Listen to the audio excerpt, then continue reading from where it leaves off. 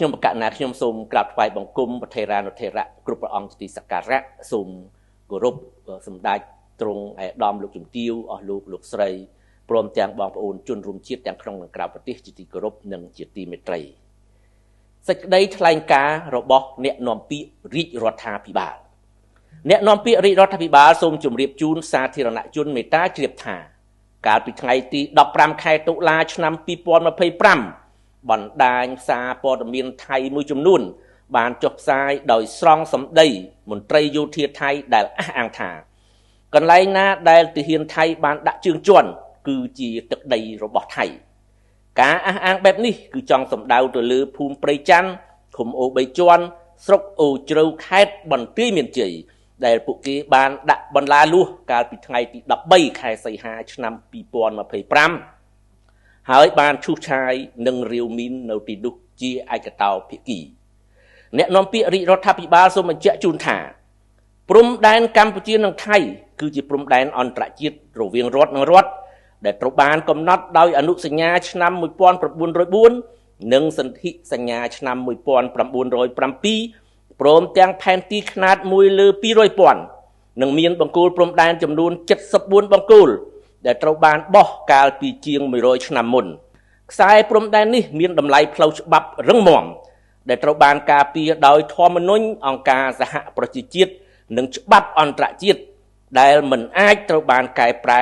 ជាឯកតោភាគីដោយភាគីណាមួយបានឡើយអ្នកនាំពាក្យរាជរដ្ឋាភិបាលសូមបញ្ជាក់ថាគណៈកម្មការចម្រុះព្រំដែន JBC ដែលមានការព្រមព្រៀងរវាងប្រទេសទាំងពីរកម្ពុជានិងថៃមានសមត្ថកិច្ចក្នុងការវាស់វែងនិងកំណត់ខណ្ឌសីមារវាងប្រទេសទាំងពីរក្នុងពេលរងចាំការវាស់វែងនិងកំណត់ខណ្ឌសីមារបស់ JBC កម្ពុជាប្រកាន់ជំហរដោះស្រាយបញ្ហាដោយសន្តិវិធីដោយផ្អែកលើសន្ធិសញ្ញានិងកិច្ចព្រមព្រៀងទាំងឡាយរវាងប្រទេសទាំងពីរព្រមទាំងច្បាប់អន្តរជាតិជាធរមានកម្ពុជាសូមទាមទារឲ្យភាគីថៃគោរពនៅអ្វីដែលបានព្រមព្រៀងគ្នាដោយទុកឲ្យគណៈកម្មការ JBC ប្រជុំដោះស្រាយបញ្ហាខណ្ឌសីមាហើយជៀសវាងការធ្វើសកម្មភាពបង្កហេតុណាមួយដែលនាំទៅដល់ការពង្រីកវិសាលភាពនៃទំនាស់អ្នកនាំពាក្យរាជរដ្ឋាភិបាលសូមបញ្ជាក់ជូនសាធារណជនមេត្តាជ្រាបថារាជរដ្ឋាភិបាលកម្ពុជាប្រកាន់ជំហរម៉ឺងម៉ាត់ចំពោះបូរណភាពទឹកដីរបស់ខ្លួនដោយមិនទទួលយកជាដាច់ខាតនៅការប្រកាសជាឯកតោភាគីរបស់យោធាថៃពីព្រោះយោធាគ្មានសមត្ថកិច្ចក្នុងការសម្រេចអំពីខណ្ឌសីមារបស់ប្រទេសនោះឡើយហើយការប្រកាសបែបនេះក៏គ្មានតម្លៃផ្នែកគតិយុត្តនោះដែរ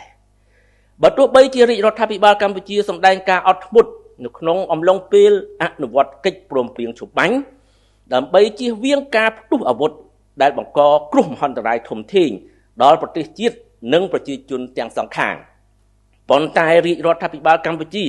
មិនបោះបង់សិទ្ធិក្នុងការទាមទារដែនអធិបតេយ្យភាពជាតិបូរណភាពទឹកដីរបស់ខ្លួនស្របតាមអនុសញ្ញាសន្ធិសញ្ញានិងច្បាប់អន្តរជាតិនោះឡើយសូមអរគុណ